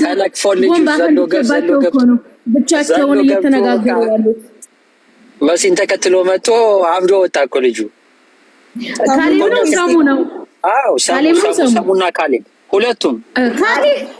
ካሌብማ እንትኑን አናቱ ላይ ያለ ኩላሊት ካበላሸውበት እኮ ቆየ እኮ። ባለፈ እሪ ብሎ አልቅሶ ነው የወረደው። ሁለቱም ገብተው አልቅሰው ወረዱ እኮ። እንዴ ያለቅሳሉ እንጂ። በነገራችን ላይ ቅድም የጀመርኩትን ሐሳብ ልጨርስላችሁ። አዎ ምርኮ እንዴ አዎ እኔንማ ሲያው ካልተንጫጩ እኮ ነው ይገርማል እኮ። ኤኒዌይስ ጉረኛ ምናምን እንዳትሉኝ ሶሪ። መሲ ግን ፖለቲካ አይሰራም። ፖለቲካ አይደለም አንቺን አይደለም እኮ መለሽ። አይ አይደለም አንቺን ሳይሆን እንደዚህ ስታደርጊ ቅድም ስራ ነበርሽ እና ስራ ነኝ ብለሽ ስትወጪ እነሱ ምንድነው ያሉት? እኛን ፈርታን የወጣችሁ ምናምን ነገር እና እድል ይሰጣናል። እድል ሰጠናቸው፣ አብራሩ እና አሁን መተሽ ደግሞ ተመልሰሽ ፈርጥተው ነው። ለማንኛውም ማንንም አላስወጣቸውም። ተናደው ነው የወጡት። እናቱ አይደለም እናቴን 10 ጊዜ ያደረኳት ምናምን የሚለውን ካነበበ በኋላ ዓለም ላይ እንደ ቁርአን ምናምን ነገር የለም ብለው ተሳድበው ነው የወጣው ልጅ። በጣም ተናደው ማለት ነው ካነበባት ቃሏን እንትን ካላት በኋላ እና ፖለቲካ እንዳይሰራብን እኛ ማለት ነው። ይመጣሉ። አሁን የልወረድላችሁ ቦታ ልልቀቅላችሁ ይመጣሉ። አሁን መሲና አይተው ይመጣሉ። እኔ ፖለቲካል ስራ ምን አለ መሰላችሁ? አንቺን አይደለም እኛ ላይ እንዳይሰራ ነው ማለት ገብቶኛል። ቀጥይ፣ ችግር የለውም። ቀጥይ ባቢልዬ፣ ችግር የለውም። እኔ ገብቶኛል። ይኸውልህ እኔ አሁን ሲጀመር እዚህ ንጽጽር ላይ የጀመርኩት በፕሮቴስታንቶች አማካኝነት ነው። በንጹህ ልብ ነው የጀመርኩት። በእስልምና ላይ ሲቀጥፉ ያንን ቅጥፈታቸውን ለማጋለጥ ነው የጀመርኩት እና መጽሐፍ ቅዱስን ከዛ በፊት አንብቤ ባቅም እዚህ ቲክቶክ ላይ ከመጀመሪያ በፊትም በደንብ እንዳነበውና የነሱን ውሸት ከማጋለጥም አልፎ የነ ጳውሎስን የነ ጴጥሮስን ድካም እውን ነው ያደረኩት የሚል ስሜት ነው የተሰማኝ ለኔ። ምክንያቱም በክርስትና ታሪክ እግዚአብሔር አብ፣ እግዚአብሔር ወልድ፣ እግዚአብሔር መንፈስ ቅዱስ እየተባለ ነው የኖረው። ይህ ነገር ግን የመጣው ከጊዜ በኋላ ነው። መነኮሳትና ቀሳውስት እርስ በርስ አልግባባ ሲሉ እርስ በርስ ሲጣሉ ጸባቸውን ለማስታረቅ ተሰብስበው ጭራሽ እንኳን ጸባቸውን ሊያስታረቅ አንዱን አውግዞ አንዱም ደብድቦ የራሳቸውን ሐሳብ ይዘው የመጡት ከቀሳውስትና ከመነኮሳት የተገኘ የመነጨ ሐሳብ እንጂ ከሐዋርያት የመነጨ አይደለም። ሐዋርያት ኢየሱስን እግዚአብሔር ወልድ ብለው አልሰበኩም ብዬ ጠየቁኝ። ስጠይቅ እንዴ እግዚአብሔር ወልድ የሚል የለም እንዴ ያሉ መጽሐፍ ቅዱስ ላይ። አንተ ይገርማል። መኖርና አነ መኖሩን ራሱ አያውቁትም እኮ እንዴ። ሩጥ ወደ መጽሐፍ ቅዱስ ሲሮጡ ሲሄዱ የሉም። እንደውም አስተውሳለሁ አንድ ጊዜ የሆነ ጴንጤ ነው ስሙን በተደጋጋሚ ስለጠራው ዛሬ አልጠራ እና ገባ በቃ እንዳባወርቁ ድመት አልኩ ቅብርርር ብሏል። ደግሞ ለሙስሊም ያላቸው ንቀት ምናምን ማለት ነው። ከዛ ኢየሱስ አምላክ ነው ፈጣሪ ነው አለ። አዎ ኢየሱስ አምላክ ነው። እሺ ጠይቅ። ኢየሱስ አምላክ ከሆነ ሐዋርያት በኢየሱስ ፈጣሪነት አያምኑ። ጳውሎስ በኢየሱስ ፈጣሪነት አያምንም። ጳውሎስ በኢየሱስ ፈጣሪነት ቢያምን ኖሮ ኢየሱስን እግዚአብሔር ወልድ ብሎ ይሰብክ ነበር። እግዚአብሔር ወልድ ለምንድን ነው ያላለው ስለው እንዴ እንደዛ አላለውም እንዴ አለ። አዎ አልነው። መጽሐፍ ቅዱስ ላይ ገባ ወጣ አላገኘም። በቃ ከዛ ጊዜ ጀምሮ ሙሾ ተቀምጧል። የማስተላልፍላችሁ መልእክት ምንድነው? ሁሉ ጊዜ ንጹህ ልብ ይኖራችሁ። በሰው ላይ ሴራና ተንኮል አትሰቡ። ሴራና ተንኮል እስካላሰባችሁ መልካም እስከሆናችሁ ንጹህ ልብ እስካላችሁ ድረስ ጥሩ ነገር ላይ ትደርሳላችሁ። እኔ በክርስትና ላይ ልቀጥፍ አልነበረም ቲክቶክ ላይ የመጣሁት። እነሱን ለማናደድ አልነበረም። በእነሱ ልስቅ ልሳለቅ አልነበረም የመጣሁት። አምላክን የልቤን ንጽህና አይቶ የጳውሎስንም ጸሎት ሰምቶ እኔ ጳውሎስ ጸሎቱን ሰምቶ ነው የምለው። ምክንያቱም ጳውሎስ እኛ ከሰበክንላችሁ ወንጌል ውጪ የሰበከላችሁ የተረገመ ይሁን ብሏል። ምክንያቱም ጳውሎስ ኢየሱስን አምልኩ ብሎ አልሰበከም። እግዚአብሔር ወልድ ነው፣ እግዚአብሔር ነው፣ ከእግዚአብሔር የተገኘ እግዚአብሔር ነው ብሎ አልሰበከም። ስለዚህ በንጹህ ልብ ስለጀመርኩት ጥሩ ነገር ላይ መጥቻለሁኝ። ኦኬ ተግባብተናል። ስለዚህ እንደዚህና አመልጣና ለሚለው ምንም ተቀባይነት የለውም። እኔ ማዳም ቤት ነው የምሰራው። ማንም ሰው ያውቃል። እቃላጥብ ኪችን ላጸዳ ነው የሄድኩት። ኪችን አጽድቼ ቃጥቤ ጨርሼ መጣሁኝ። ደግሞ የተናገርኩትም ውሸት አይደለም። አሁን የኢየሱስ ፈጣሪነት ከመነኩሴና ቄስ ነው ኢየሱስን ፈጣሪ ያደረገው እንጂ ሐዋርያት አይደሉም የሚለውን እንድትረዱ። ለምሳሌ ኦርቶዶክስ ይባላል አይደለ? የኢትዮጵያ ኦርቶዶክስ፣ የሩሲያ ኦርቶዶክስ፣ የግሪክ ኦርቶዶክስ ለምን ይባላል? አገር በቀላት ኦርቶዶክስ ያልኩት ለዚህ ነው። ለምሳሌ ሊቁ ያሬድ ኢትዮጵያዊ ነው።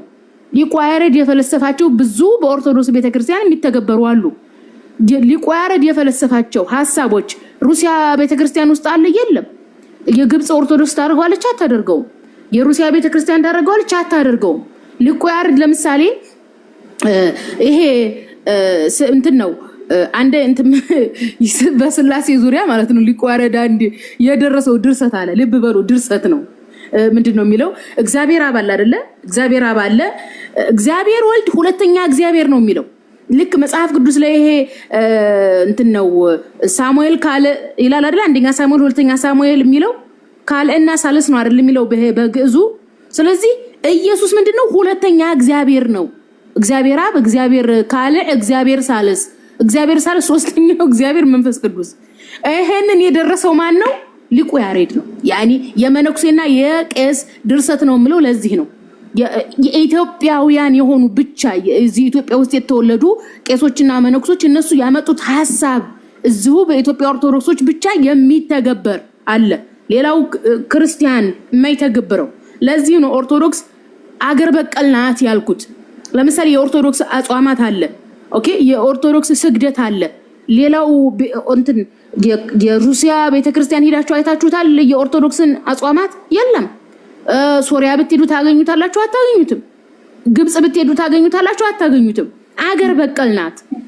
እንትሮቹ የሃይማኖት አይዋ አንድ እዚህ ጋር ላቆርጥሽን ያጀማ ወላሂ እላችኋለሁ የኢትዮጵያ ኦርቶዶክስ ተዋሕዶ ቤተክርስቲያን ዓለም ላይ አይታወቅም እኮ እንደ ኢትዮጵያ ያለ ዓለም ላይ ጭራሽ ነው የለም እኮ መስጊዳቸው ማበደም በቃ ጭራሽ ነው ስግደቱ ብትሉ ምንም ነገር ኢትዮጵያ በቃ እዚህ ተሰሰው የመሰረቱት ነገር ነው። ቄሶች ተቀምጠው የጻፉት ነገር ቤተክርስቲያን ይጻፋል ከዛ ይተገበራል። እና የኢትዮጵያ ኦርቶዶክስ ባካችሁ ራሳቸው የለም ጭራሽ ነው። ግሪክም ብትሄጂ የለም፣ የግሪኩ ብትሄጂ የሩሲያ ብትሄጂ የኢትዮጵያ ራሷ የተለየ እንትን ያላትና ወደ ባህልም አብዛኛው ጊዜ ይሄዳል። እቺን ለመናገር ነው ቀጥይ። እና እንደውም እኔ አሁን ይሄንን ያመጣሁት ለምንድን ነው? የኢትዮጵያ ኦርቶዶክስ ቤተክርስቲያን ጥሩ ምሳሌ ትሆን ያለች ያልኩት ለምንድን ነው? ይሄ ኢየሱስ ፈጣሪ ነው እያሉ ሁሉ ጊዜ ናላችንን የሚያዞሩት ከሐዋርያቱ የተገኘ ሳይሆን ከቸርች ፋዘር በእንግሊዝኛው ቸርች ፋዘር ወይም በአማርኛው በሚገባን ቋንቋ መነኮሳትና ቀሳውስቱ ተሰብስበው ያመጡት ነው። ልክ አምላካችን አላህ Subhanahu Wa Ta'ala ለዚህም እኮ ነው ነብያችን አለይሂ ሰላቱ ወሰለም ይሄን ህዝብ ሊያድኑ የመጡ ናቸው፣ የመጨረሻው ትክክለኛ ነብይ ናቸው ጭንቅላት ላለው ሰው እምትለውም ለዚህ ነው። በሱረቱ ተውባ እተኸዙ አኽባረሁም ሩህባንሁም አርባበን ሚን ዱኒላህ ይላል። ቄሶቻቸውንና ቄሶቻቸውንና መነኮሶቻቸውን አማልክት አድርገው ያዙ ይላል። ይህ ብሎ ማለት ነው ቄሶቹ ከራሳቸው ሐሳብ አምጥተው ህዝቡን ይሄንን አድርጉ ሲላቸው ህዝቡ ተቀብሎ አሜን ብሎ የሚተገብር ሲሆን ነው። ያንን ደግሞ ትክክል አድርገውታል። እና ሊቁ ያሬድን ታሪክ አምጥቼ ያስረዳኋችሁ የኦርቶዶክስን አጽዋማት የኦርቶዶክስን ስግደት በኦርቶዶክስ ቤተክርስቲያን ያሉ በየገዳማቱ ያሉ ህግና ስርዓት አምጥቼ ያስረዳኋችሁ ለምንድን ነው? ልክ ኢየሱስንም ፈጣሪ ነው ያሉት መነኩሴዎችና ቄሶች እንደሆኑ እንድትረዱ ነው። ለምሳሌ ማርያምን የፈጣሪ እናት ናት ያለው ያ ቅዱስ ቄርሎስ እየተባለ የሚነገረው ሰውዬ ነው። ካልተሳሳትኩ ቄርሎስ ነው፣ ቄርኔሎስ የሚባል ሰው ነው። እሱ ነው እንግዲህ 430 ላይ ማርያም የአምላክ እናት ናት ያለው፣ ያኒ ፈጣሪን የወለደች ማለት ነው። ይሄ ሐሳብ እንግዲህ ከሐዋርያቱ አልመጣም። ሐዋርያት ማርያም የፈጣሪ እናት ናት ብለው አያምኑም። ማርያም የፈጣሪ እናት ናት ብለው አልሰበኩም። እንዴ እኔ ፈርታ ወረደች ብለው ከሚንጫጩ እኔ እኮ 4 ዓመት እዚህ ቲክቶክ ላይ ስጠይቅ እሺ ማርያም የፈጣሪ እናት ናት ብሎ የሰበከ ሐዋርያ አሳዩኝ አልኩ። ያሳየኝ የለም። ኦኬ ማርያም የፈጣሪ እናት ናት ብሎ ያመነ ሐዋርያ አሳዩኝ አልኩኝ። ያሳየኝ የለም። ካላሳያችሁኝ እኔን እንዴት ነው ፈራችሁ ሸታም ናት የምትሉት? እኔ እኮ ጀስት ቤተክርስቲያኒቱ ራሱ ማታውቀውን ነገር እኮ የነገርኳችሁ እኮ። እንዴ እዚህ ቲክቶክ ላይ ኢየሱስውን እግዚአብሔር ወልድ አልተባለም እንዴ ሲሉ እንዲያው አሉ። አዎ ስል ሄደው ራሳቸው ሄደው አረጋግጠው እኔ እንዳልዋሻህ ያውቃሉ። በነገራችን ላይ እንዳልዋሻህ ያውቃሉ። የምናገረው ነገር ትክክል እንደሆነ ያውቃሉ። እኔ ግን የማስረዳችሁ ነገር ምንድነው ይሄ ሃይማኖት የሚባለው ነገር ውስብስብ እንዳይመስላችሁ፣ ጥምዝምዝ እንዳይልባችሁ ይሄ ቀጥ ባለ ይሄ አላደ በቀላል ቋንቋ ቀጥ ባለ ነገር ነው እንድትረዱ ያደረኩትና ይሄ 10 ጊዜ ኢየሱስ ፈጣሪ ነው የሚለው ነገር ከሃይማኖት አባቶች የተገኘ የሃይማኖት አባቶች የፈጠሩት ፍልስፍናቸው ነው። ይሄ በደንብ እንዲገባችሁ የልቆ ያሬድን ትርክት በቤተክርስቲያን ውስጥ ያሉ የሃይማኖት አባቶች ያደረጉትን ነግሬያቸዋለሁ። ወሬ አበዛሁባችሁ መሰለኝ። በጣም ይቅርታ። ቀጥሉ። መሲ አንዴ እዚህ ጋር ማለት ነው መሲ አጀማ ቲክቶክ ካወቃችሁ ድሮ ነው የጀመረችውና ንጽጽር አካባቢ ሲጀምር የሆነ ጊዜ የመሲ ታክሲ ውስጥ የመሲ ቪዲዮ ያየሁ ነበር። የመሲ ቪዲዮ ቲክቶክ ላይ መጥቶልኝ ያየሁት ማለት ነው። ሹፌሩ ምን እንዳታውቃላችሁ ወላሂ ቀለብኩ። የምሬ ነው። ሹፌሩ ምን እንትሩ ነው አንተ እንዴ ሃይማኖት ነው በቃምና እንዴ በተሰማታለህ በቃ መልክሽም አይቶ ብቻ ምንድነው ያለው እንዴ በተሰማታለህ ወረበል ካባያርጓችሁ አያችሁ በቃ የሆነ ጥላቻ ያድርባቸው እንጂ እውነትን አይፈልጉም። አሁን መሲ ስትናገር ምንድነው ያለው ለምን ምን ይያችሁ ሰማታ ምንድነው ያለው ለምን አንተ ለምን ታተርሰን ታይታለህ ምንድነው ስለው አይ ዝም አይ ኖርማል ቲክቶክ መጥቶ ለብይ ያለፍኩት እንደዛ ማለት ነውና አያችሁ አይደለ ክርስቲያኑ ምንድነው ያለው በቃ ጥላቻ ብቻ የተሞላው በቃ የምንናገር ውሸት ይመስላቸው የሆነ ለነጭበረበራቸው ምናምን አይደለም። ክርስቲያኑ ግን እምነትህን እንድታውቅ መሲ ስራ አለባት እኮ እዚህ የተቀበለ ስራ ጥላኮ ነው። ዓላማዋ ምንድነው ቢያንስ ያለህበትን እንድታውቅ ነው፣ ወደ ብርሃን እንድትመጣ ነውና እቺ ነገር ለመናገር ፈልጌ ኢምራን የጠፉ በጎች የሚለው ወንድማችን ትናንት ታሪኩ ሲነግረን ነበረና ታሪኩ እውነት ነው። በነገራችን ላይ አይ እንትን ማለት ስላለብኝ ነው አስፈላጊ አይደለም። ግን ይሄ ልጅ ራሱ እንግዲህ በቀልድ እናቱ እንደዚህ አድርጎ እናቱ ይወዳል፣ እናቱን ያከብራልና የተከበሩ እናቱን በደዚህ አይነት እንትን እንደማያስቀምጣቸው ተስፋ አድርጋለሁ። እሱ ራሱ እንትን ብሎ ነው የነገረንና እናቱ በቄስ የተደፈሩ ናቸው።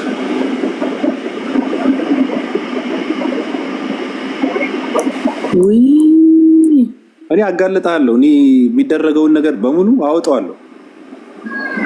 እየመጣ ሰው እድል ሰጠዋለሁ። የፈለገውን ይላል ሰው፣ የተደበቀውን እውነት ይወጣል። በቃ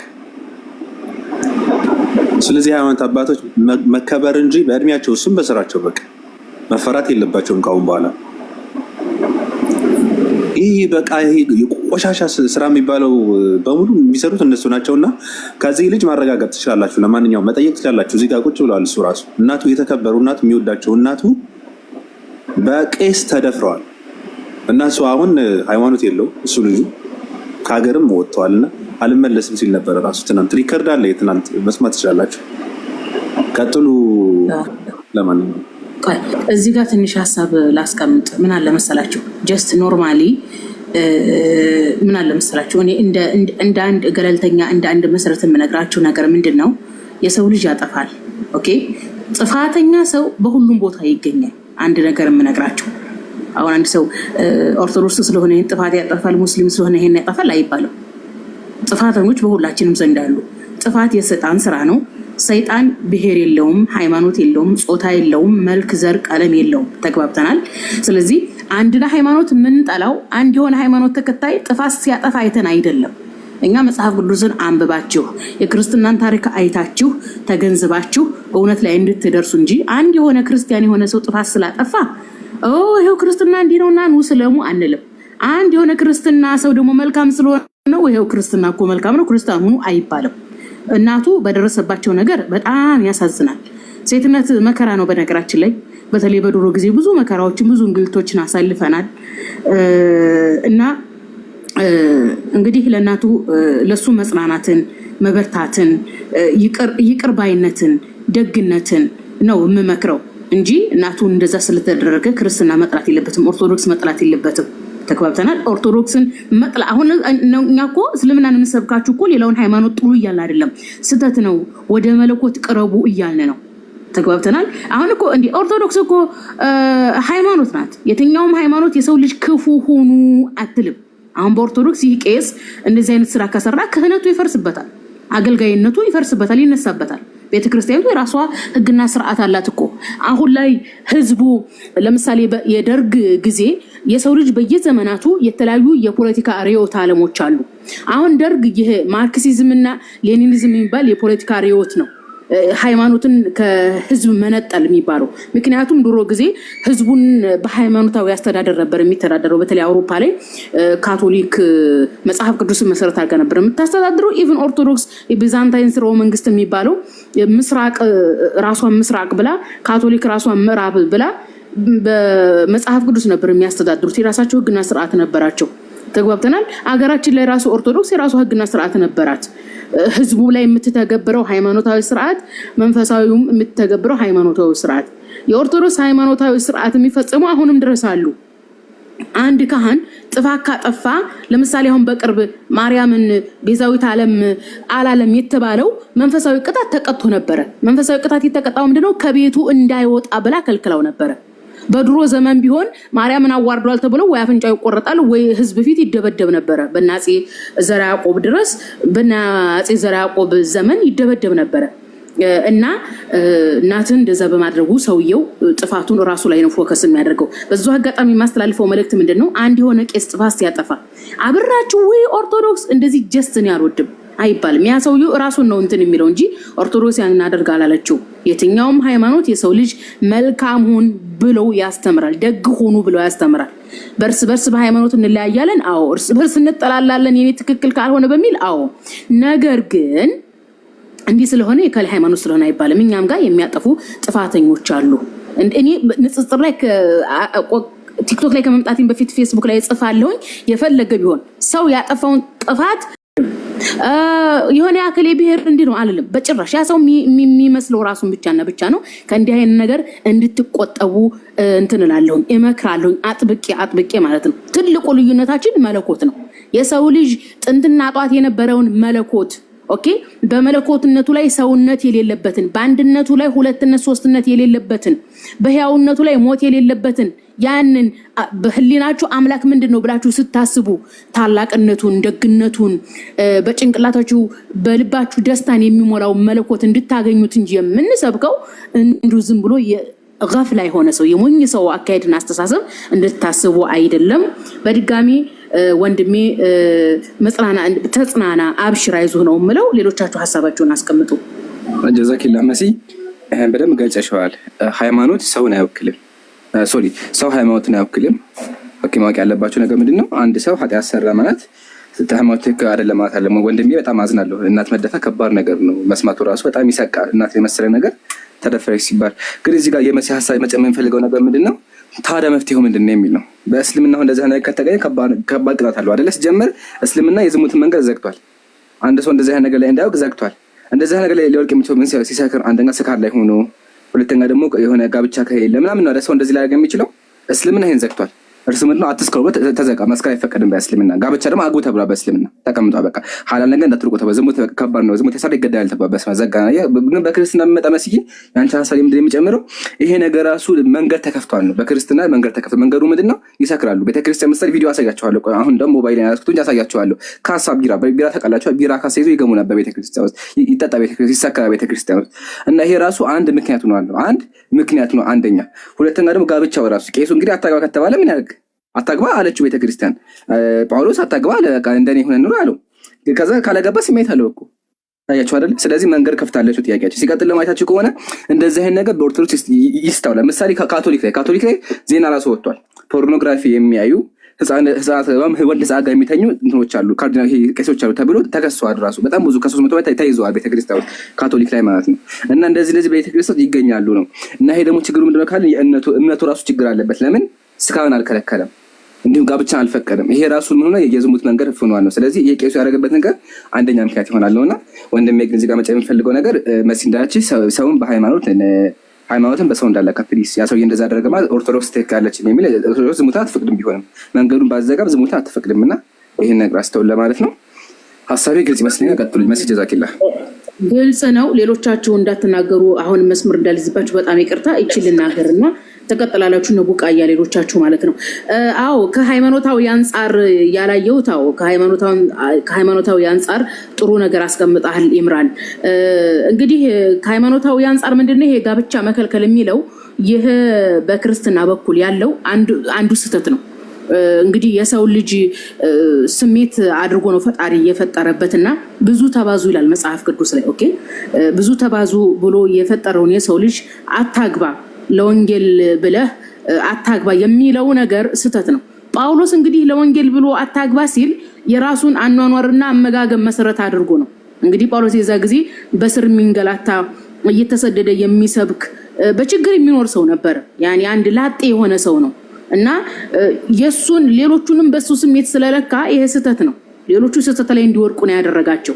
እንግዲህ እነዚህ ቄሶች ናቸው፣ ደሞዝ ይከፈላቸዋል፣ ያመረ ነገር ነው የሚበሉት፣ የሚጣፈጥ ነገር ነው የሚበሉት፣ ረፍት አላቸው፣ ስራ ድካም የለባቸው። የሰው ልጅ ደግሞ ድካም ከሌለበት ከበላ ከጠጣ ስሜት አለው፣ ያ ስሜቱ ያስቸግረዋል። በዛ ምክንያት ነው ለመድፈር ራሱ ካሁን በፊትም እንደዚሁ አንዲት መነኩሴ መንኩሻለሁ ያለች ወጣት አንድ መነኩሴ እንደዚሁ አንተም ብሏታል። ያ መነኩሴው ስታዩት ቦርጭ አለው ምናምን በቃ ፉል ነው ሰውነቱ። ራሱን በረሃብ እንኳን አላደከመም። ራሱን በረሃብ የሚያደክም ልክ ነብያችን አለይሂ ሰላቱ ወሰለም አንድ ሰው ማግባት ካልቻለ ይጾም ነው ያሉት። መጾም ሰውነትን ያደክማል። የአእምሮዊ አስተሳሰብን፣ የስሜትን፣ ሰውነትን ብዙ ነገርን ያደክማል። ኦኬ ስለዚህ ለወንጌል ብላችሁ አታግቡ ሲባሉ የግዴታ ራሳቸውን በምግብ መቅጣት ነበራቸው። በምግብ ስላልቀጡ ሲበሉ ሲጠጡ በተለይ መጠጥ ማለት ነው ለወሲብ የሚገፋፋ ነገር ነው። እንደዛ ሲያደርጉ ችግር ያመጣሉ የሚለውን ጳውሎስ ስላላሰበበት ነው። አንዳንድ ጊዜ ጳውሎስ በእርግጥ ወህይም ስለማይጨመርበት የአምላክ ራእይም ያልተጨመረበት ንግግር ነው ይሄ ንግግሩ ለዚህ ስህተት የዳረገው።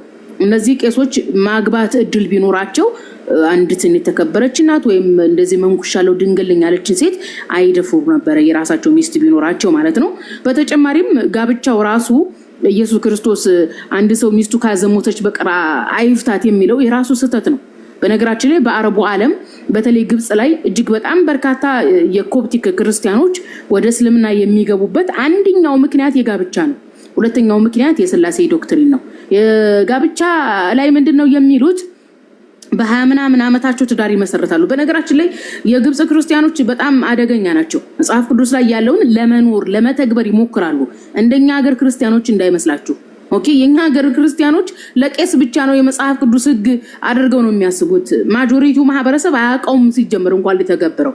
ግብጽ ነገር ግን ቤተክርስቲያነቱ በ20 ምናምን ዓመታቸው የምታጋባቸው ወጣቶች ትዳራቸው እንዳይፈርስ ስትሸመግል ነው የምትኖረው። ተይተው ስትል ነው የምትኖረው። ስለዚህ አንደኛዋ የግዴታ ከዚህ ሰውዬ ጋር ወይም ከዚህ ሴትዮ ጋር ትዳር ለማፍረስ ወይ መፈታት አለባት ወይ መዘሞት አለባት። ስለዚህ መዘሞት ህሊናቸው ስለማይቀበል ይፈታሉ። ከተፈቱ ግን ድጋሚ አያገቡም ታውቃላችሁ። ስለዚህ ድጋሚ እንዲያገቡ መስለም አለባቸው። ኦኬ ስለዚህ ሰልመው እንደገና ያገባሉ ታውቃላችሁ። ኢየሱስ ምንድነው ያለው? አንድ ሰው ሚስቱ ካልሞተችበት፣ በነገራችን ላይ ወንዱ ከዘሞተ ችግር የለውም፣ ሴቲቱ ናት ሚስቱ ከዘሞተች ፈቷት ሌላ ማግባት ይችላል። ነገር ግን ሚስቱ ካልዘሞተች አይፈታትም። ሚስቱ ካልሞተች ሌላ ማግባት አይችልም። አስባችሁታል? እዛችሁ ሴትዮ ጋር ተጣብቆ ምን ነው? ይሄ ፍትሃዊ አይደለም ጭራሽ። እና ይሄን ለማለት ነው በሃይማኖታዊ በዶክትሪኑ አንፃር። ቀጥሉ፣ ጨምሩበት በዚህ ዙሪያ ሐሳብ ካላችሁ። ጀዛኪላ መሲ። መጀመሪያ ኢየሱስ የተናገረው አንድ ሐሳብ በጣም ይርታኝ እየበላሁ ነውና ጀዛኪላ ግን መሲ የምታዩ ነገር በሙሉ እኮ በቃ ይነካካኛልና መጀመሪያ ነብያችን ምን መሰላችሁ? ያ ማዕሸረ ሸባብ ወጣቶች ያሉ ምን استطاع منكم الباءة فليتزوج አሉ። ማግባት የሚችል ካለ ያግባ፣ ካልቻላችሁ ሳ فعليه بالصوم ይጾም አለ። አያችሁ አይደል? ነብያችን ምናሉ? ማግባት የማትችሉ ከሆነ ስሜታችሁ እንዲያስቸጋችሁ ጾሙ አሉ። በቃ አያችሁ እስልምና ላይ። ስለዚህ አንድ ወጣት ማግባት የማይችል ከሆነ አቅሙ ከሌለው ምን ያደርጋል? ይጾማል። ዘጋን። በክርስትና ግን አንቺ እንዳልሽ ይበላሉ ይጠጣሉ። ከዛም አልፎ ደግሞ ነው በቃ ቤተክርስቲያን የማይገባ ምግብ የለም። ያ ሁላ ምግብ ይበላ፣ ከዛ በኋላ ስሜት ያስቸግራቸዋል። እዚህ ጋር በጣም የፈለኩ መሰለሽ መሲ ሳያውቁ ራሱ ሰው እንደምናውቀው ስሜት አለው አይደለ? ስሜቱ መጥቶ በህልሙ ሳያውቅ ያደረገ መሰለው። እንደዛ ካደረጉ ራሱ አንዱ ምን ሆነ መሰለሽ አንተ ቤተክርስቲያን ተአምረ ማርያም ላይ ነው ምን ሆነ በጣም ስሜቱ አስቸገረና በህልሙ ያደረገ መሰለው። ከዛ ጠዋት ተነሳና ረስቶ ቤተክርስቲያን በር ሊከፍት ሄደ። ከዛ በር ሳይረስተው ማለት ነው። ከዛ መልአኩ መጣና አስወጣውና ድጋሚ እንዳገባ ብሎ ተቆጣ። ፎቶ ማለት የማርያም ፎቶ። ከዛ ካለ በኋላ ቀጥሎ ምን መሰለሽ የወር አበባ እንዳያደረገው የወር አበባ። ከዛ የወር አበባ እያለ በህይወት መኖር ከበደ በየከተማው እየዞር ተናገር ተብሎ እየዞረ የወር አበባ አለሁ እንጂ ይናገር ሴት ወንዱ ማለት ነው። ወንዱ ነው። ይሄን አክል ከባድ ነገር ሲያውቁ ራሱን ካደረጉት ይሄን አክል ከባድ ወንዱ ላሳያችሁ ቪዲዮ ራሱ አንዱ ቄስ ተናግረውታል። ቪዲዮ እስከሚወጣ ልጨምርላችሁ። በነገራችን ላይ እቺ ፈጠራ ናት። አሁን እቺ ፈጠራ የተደረገችው ምንድነው? መጽሐፍ ቅዱስ ላይ ባልና ሚስት ጾታዊ ግንኙነት ካደረገ ዘሌዋውያን ነው ያለው። ዘሌዋውያን ምዕራፍ 15 ወይ 16 ላይ እና ባልና ሚስት ጾታዊ ግንኙነት ካደረገ መታጠብ አለበት ይላል ዘሌዋውያን። ልብ በሉ፣ ባልና ሚስት ጾታዊ ግንኙነት ካደረገ መታጠብ አለበት። አንደኛ። ወንድ ደግሞ በህልሙ ወሲብ ካደረገ ወይም ወሲብ ማደረገም አላደረገም በህልሙ ወይ በህመም ምክንያት ወይም በሙቀት ምክንያት የዘር ፈሳሹ ከፈሰሰበት እሱም መታጠብ አለበት። የዘር ፈሳሹ የነከበትን ልብሱንም ፈቅፍቆ ማጠብ አለበት። ያንን ደግሞ ምርኩስ ነው፣ አጥቦትም ምርኩስ ነው። ያኔ ቤተክርስቲያን ራሱ መሄድ አይችልም። ታውቃላችሁ። ስለዚህ ይችን ፍልስፍና ያመጡት ለምንድን ነው? እንግዲህ ወይ ጾታዊ ግንኙነት ያደረገ ወይም በህልሙ የዘር ፈሳሽ የፈሰሰበት ያን የግዴታ 24 ሰዓት መቆየት አለበት እዛ ቤቱ። ቸርች መሄድ የለበት፣ ያን ቤተክርስቲያን መሄድ የለበትም። ስፐርሜንካውን ያጥባል፣ እሱም ይታጠባል።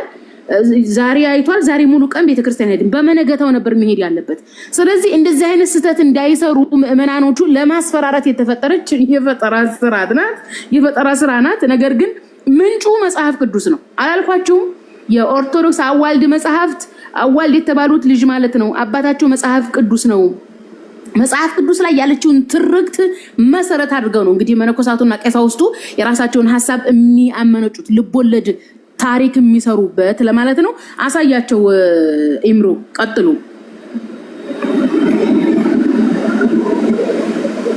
ባቢ ግን ሳቅህን አፈቀን እያሉ ነው። ኢምራን እስከሚያወጣ ሳቅላቸው። እኔ ደንግጫለሁ። እኔ ምስቅበት ሰዓት አይደለም። በጣም ነው የገረመኝና ቅድስት ይሁዲት ጉዲት አለሽ አለች ቪዲዮ አርጋለች። ዛሬ አላስወራት ብያለሁ አይደለም። ኢምራን ተደውሎበት እንትን ብለዋል። እስኪመለስ እንትን ቃል እንዴ ሰዓት ካለሽ እየላኩት ነው። እሺ አንዴ አውሩ። እየላኩት ነው አለ። እሺ ይሁዲት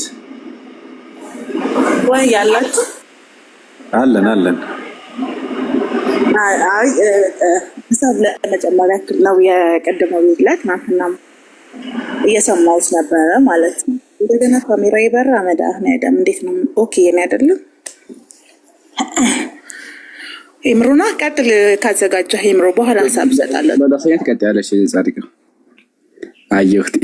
እሺ ሁላችን ማለቂያ እንደሌለው ግን ጠቁም ይወልለፍ ቤተክርስቲያን ጠባቂ ነው። በህልሙ ከሴት ጋር ያደረ መሰለው እና የዘር ፈሳሽ ፈሰሰው። ያንን ረስቶ ቤተክርስቲያን ሄዶ ከፈተ።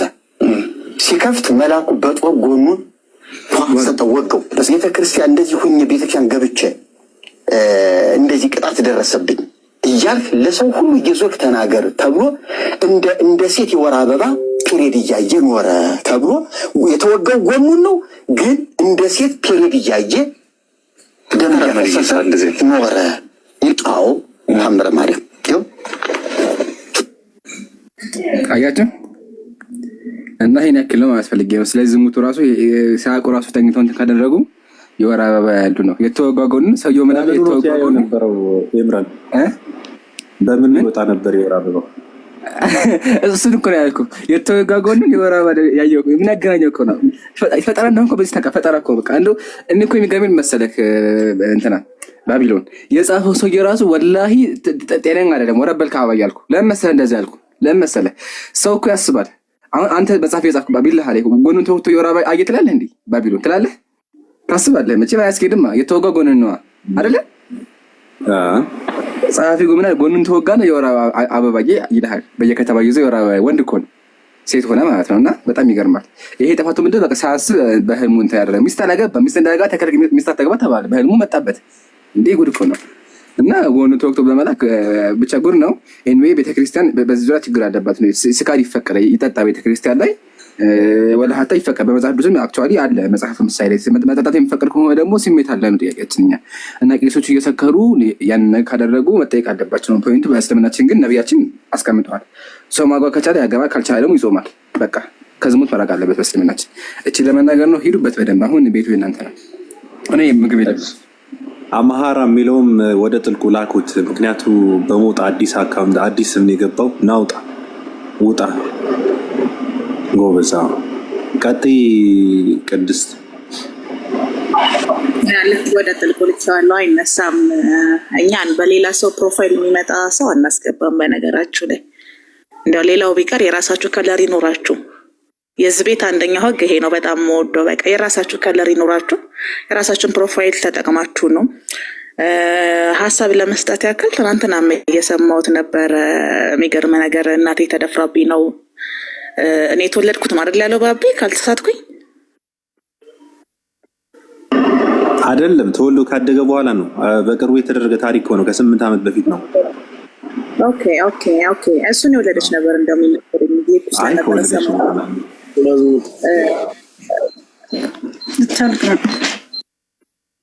ስትገቡ ሚዩት አድርጉ። ባስ ላይ የተወለዳችሁ ሆምለሶች ፕሊስ ሚዩት አድርጉ። በር የሌለው ቤት ማደግ እኮ በጣም ከባድ እኮ ነው። ከባድ ነው ስሜቱ። ወደ ሀሳቤ መለሳለሁ። አመሰግናለሁ። እንደዚህ አይነት ስርዓቶች የሚገርማችሁ ነገር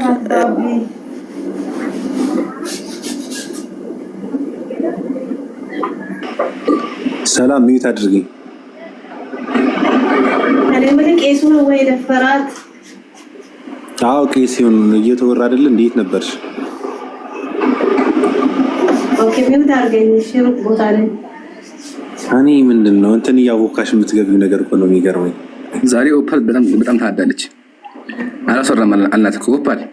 ከዚህ በኋላ ሚዩት የሚያደርግ አውሩላት። ቀጥይ ችግር ያለው ኦፓል አለሽ?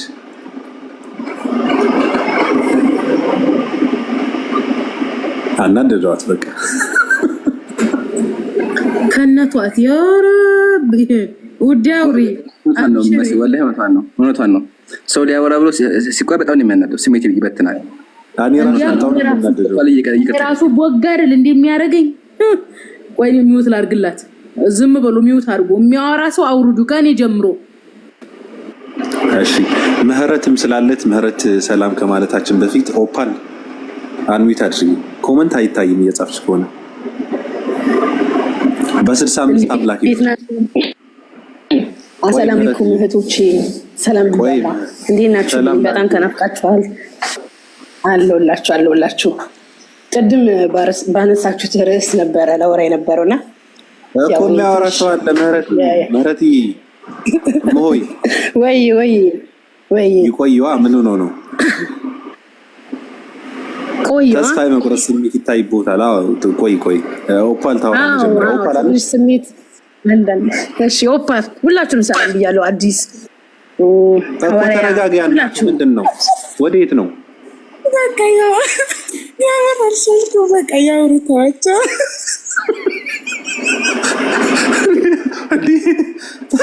አስረሽ ነበር ከእስር ቤት የወጣሽው?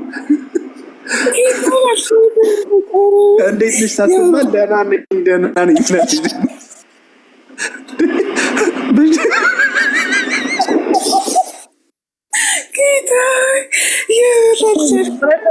ሰው አታሳቁተው። የሚቀጥለው መጨረሻ ላይ ሰብሰጣለሁ ባብዬ ችግር የለም።